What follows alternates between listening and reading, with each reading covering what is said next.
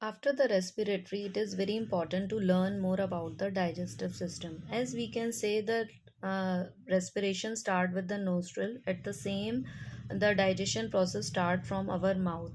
As we enter the food in our mouth, there are some salivary glands which makes the food smooth, and for the chewing, so that there is a saliva mixes with the food. There are some enzymes, that amylase, that which convert that carbohydrate into the simple form of sugar.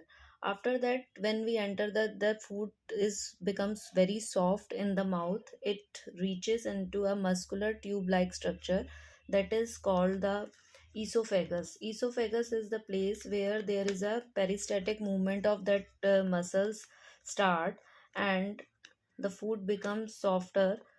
And after that, it we can say, we can remove it the heart here, and we can say that after that the food, because through the esophagus the food reaches into the stomach is the sac like structure, where uh, just we can remove it also so that we can easily see the stomach. That there is a tube like structure esophagus. From the esophagus and stomach there is a cardiac sphincter opening of esophagus stomach. Then food enter is in that. This is a sac like structure, as you can see it this. And in this sac like structure, this is the opening of esophagus. There is a body, fundus body, and this is the great curved part, and this is the small curved part, and this area is called the pyloric part. And this pyloric part is attached to the duodenum is the part of small intestine. So we can say it that when the food enters into the stomach, there is a the this is the this is the gastric cavity, and there is the thin, the walls are covered, and then there is a medium is hydrochloric medium, the acidic medium, there is a hydrochloric acid.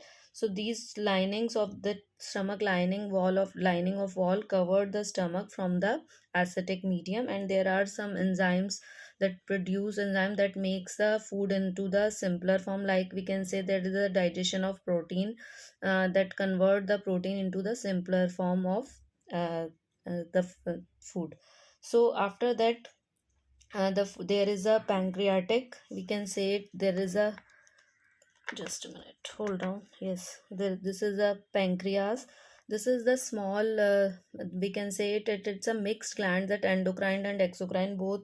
This is a combined gland where they release the hormone as well as the enzyme also. We can say that the endocrine glands are that gland which secretes the direct hormones in the blood, because they are ductless. If we talk about the exocrine glands, they are ductful gland, and this pancreatic duct attached to the gallbladder, where it reaches the enzymes there, and the hormone directly goes to the blood. After that, we can see there is a small intestine. In that, from the duodenum to that food enters into the small intestine. This is a very big place of stomach, and the most of the part of digestion happen in this small intestine. There is a duodenum, then the simple curved like structure jejunum, and in the at the most complicated curved like structure, that is called the ileum. So this is more all about the small intestine, and there are the some villi like structure. There is a cilia like structure that is called the villi and microvilli, by which the food absorptions take place.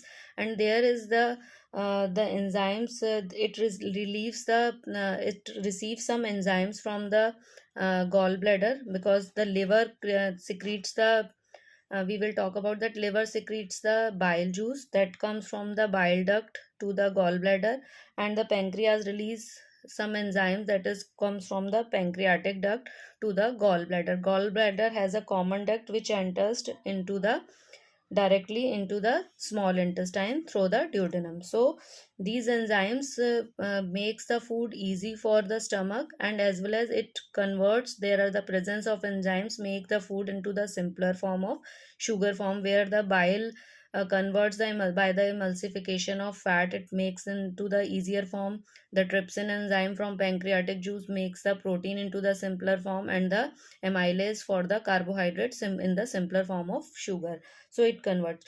most of the it is a full of the all the cells are full of blood, and there is the absorption of food takes place, and the food through the villi, that the food goes into the blood, and the rest of the food which are not digested, it goes into the, we can say, in the large intestines. There is a cecum, that is also a, we can, you can see it, that that is also a sac like structure. Here the absorption of water happens, the whatever the water in that the food, it digested by the long intestine, and this is the small structure, like a appendix, it's the small structure. And after that there is a large intestine, there are the ascending colon and the transfer colon, descending colon, and after that the sigmoid colon and the rectum, and then anus. The whatever the food digested, the water is absorbed by the large intestine, and the rest of the food which is not digested, that stored in the rectum, and from the rectum, it is in the form of fecus, it is passed through the anus. So this is all about the digestion system of our body, which start from the mouth and ends to the anus. Thank you.